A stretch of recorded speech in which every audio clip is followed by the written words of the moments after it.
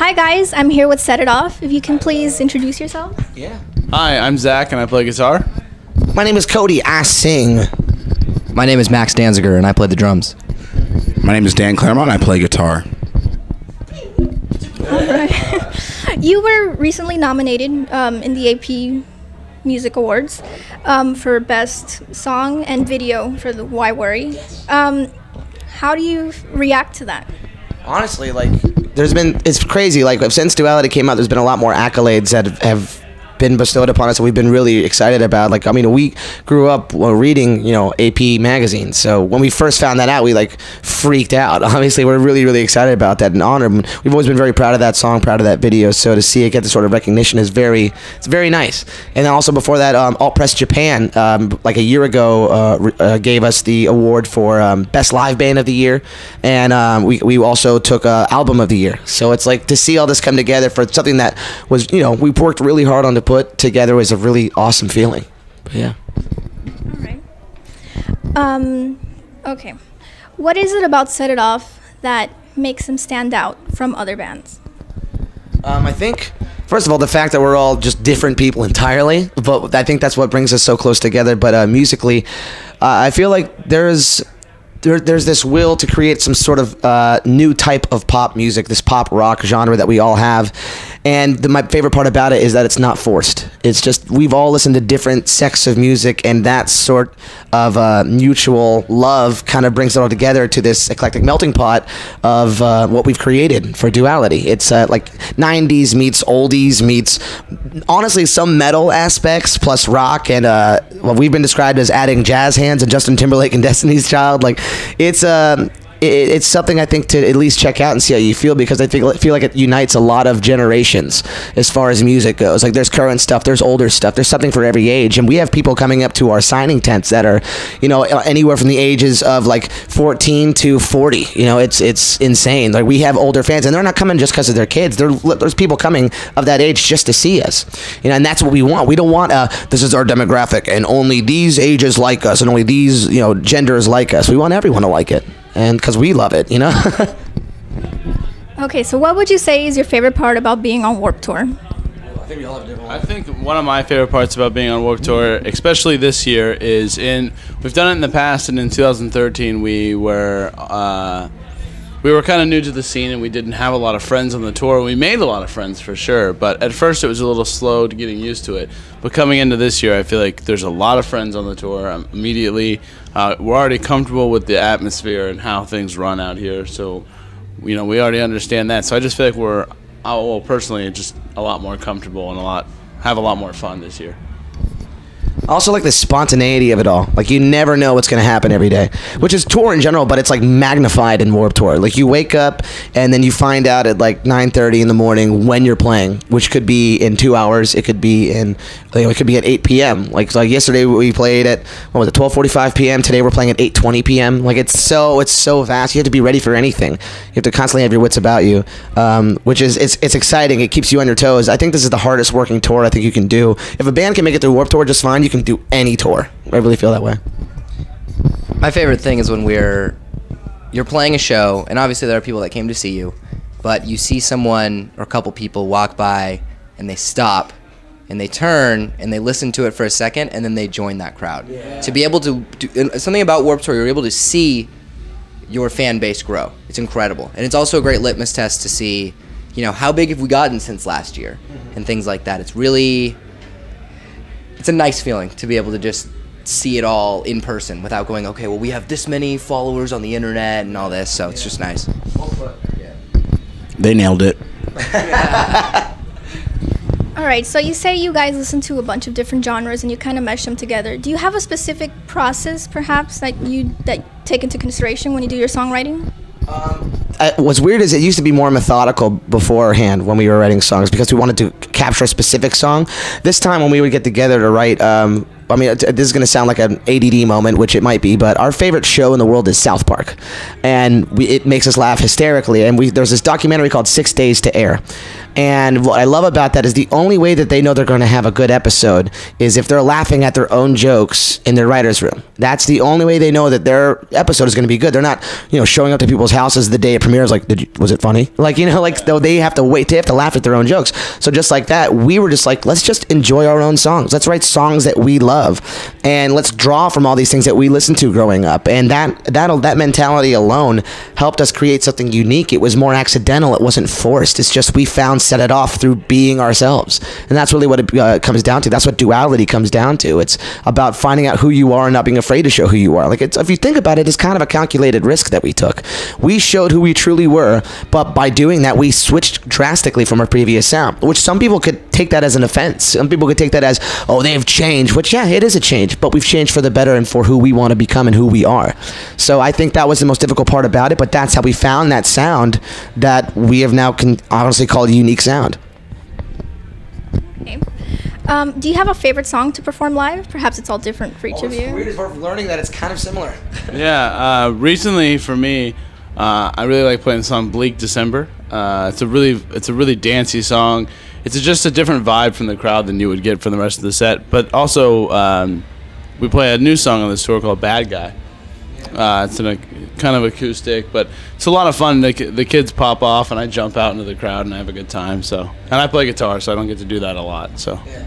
I love watching it happen. Zach gets out there and he just throws out picks like he's making it rain. It's amazing. So if you want a free pick, come watch Bad Guy. Mine is also Bleak December, and Max has a different one, I believe. I do like Bleak December. It's a good one. Wow, I do like Bleak December, but I think oh boy. Sorry. Wow. I'm gonna go with Wolf in Sheep's Clothing though. A little faster paced. It almost has like hints of some old school Set It Off sprinkled on top of there. But I don't know, it's just fun. It's a blast to play. A lot of energy. Yeah, Bleak's pretty dope. There's a lot of different elements in that song. I think that's why it's cool. The very, very, very pop R&B versus a little more pop rock in the chorus, and the bridge is very super like slowed down tempo R&B. So it's very cool. Yeah, so it's exactly. So I think it's a very eclectic song on its own, but it's not too scattered at the same time. So very, very fun. All right. Do you ever change your lyrics during live sets? Yeah. Actually, yeah. Good question. Yeah, I'll do put your fucking hands up. Bleep, sorry. Actually, I think usually the F word makes an appearance when I'm changing it. I like to do whatever I can to engage the crowd. And there's the second verse of our song, The Haunting, goes, come on in, boy. If you couldn't tell, baby's got a thirst for blood. I change it to, come on in, boy. If you couldn't tell, put your effing hands up now. And while I'm clapping, and everyone's like, and it works every time. And I love that. So that sort of thing.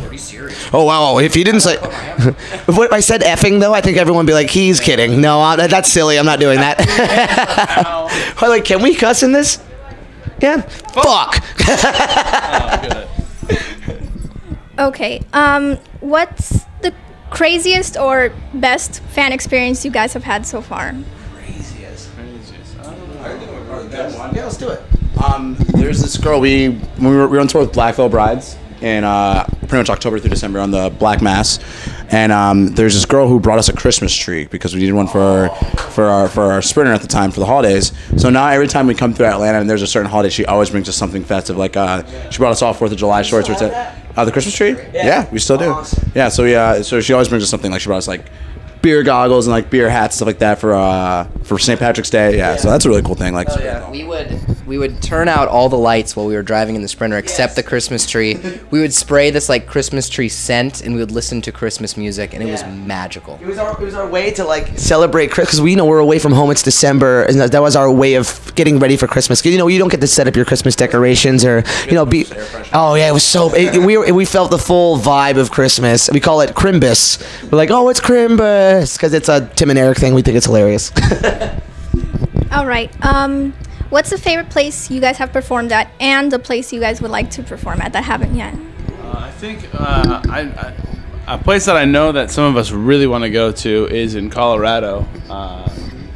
What's the amphitheater called there? Red Rocks. Yeah, it's an amphitheater that's set into a bunch of red rocks, and the sound there.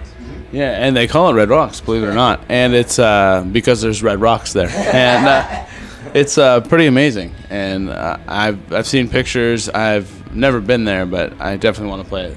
Apparently, the natural acoustics from there are just like unheard of. just something that could be something that natural. Must be the Red Rocks. Might be the Red Rocks. Yeah. Honestly, might be. That would actually be pretty cool. I know for me, my favorite like venue that we play that's for our size right now is the Rave in Milwaukee, Wisconsin. It's like super haunted, and there's a lot of cool places to explore. And there's this like abandoned pool that I like to go play clarinet in because I'm weird, and it's a good time. And always the crowd's really great there. But I think the goal venue that I have is in our area. We when we're driving home or when we're driving away to go to tour, we pass this venue called Ford. Well, it was called Ford Amphitheater. I don't know what then it was 1-800 Ask Gary Amphitheater. Whoever it's sponsored by now, the Tampa Amphitheater. The day I will really feel, anything. It's just a huge goal to sell that out as we headline it. So every day I drive by, I'm like, someday, in my head. But yeah.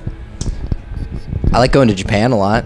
That's pretty cool. I always wanted to go to Australia and Brazil. Like South America in general would be amazing. Venue I want to play the most would probably be like Amway Center. Same vibe. It's it's the big Orlando one. You always see it. You always see big bands there, and you're like, one day I'm gonna do it. So, but yeah, those places would be amazing to go to. Oh, sorry. All right, we're gonna play a little game. Since you guys are used to being nominated and winning awards, we're gonna do our own kind. It's gonna be kind of like senior superlatives, except I'm gonna say something, and you guys are gonna tell me which one of your fellow bandmates you think most might belong to this category. Okay? All right, the first one: most likely to be arrested at Walmart. Cody likes to pee outside a lot, so. If there's a bathroom and then there's a tree, I'm going to choose the tree. Yeah. Whatever works. Yeah, it's going to happen someday. Most likely to corrupt the minds of young children. Oh my God. I don't think any of us. Yeah. We're gonna go with neither of us on that. Okay. Most likely to actually be an alien. Oh wow. I don't know. We're all pretty weird people. I have to go with I think. Yeah, we're pretty. We all enjoy Men in Black, Independence Day. I mean, like we're all pretty into aliens. I don't know. If you had to pick one person, who would you think? To be an alien? I don't know, like what it would be, but I would have to say you like making noises with things a I lot. like to make noises, yeah. But I don't know if that's making. All right, well, we're gonna make Zach the alien. Okay. Best legs. Best legs. I'm gonna give it to. Not me. I'm gonna go to Dan. It's got some nice legs. Damn it! Look at those calves. Give him a Those stretch. dad shorts? Hell yeah. Showing off Dan the has legs. sexy legs. Also used to be in like drum corps, and we were in marching band together. So he's got some years on me. He's got that strength. He could kick a hole through a titanium wall. Done it. Done it. All right. Most likely to be in a Mean Girls movie. In it? Like, I want to say Max. Yeah, actually. I want it because he's got the style down. He would fit in, and I feel like he could kill it. Today Wednesday? Am I wearing the proper clothing? I don't know if you are, but I don't think we can sit with him right now. You go, BuzzFeed. All right. Most likely to live alone and adopt 6 cats. Definitely not me. Max likes cats. Max loves his cats. I also like being alone, so that's good. That's perfect. It works out fine. Biggest drama queen. Drama queen. Would it be me? I write lyrics about things like that. Yeah. I think without trying to, you end up being in the most drama. Yeah, that is true. Playing the most, though. Yeah. Yeah, that's not drama though. Yeah, I guess you're right. That's being you. It's being a human. Most likely to get catfished. Catfished.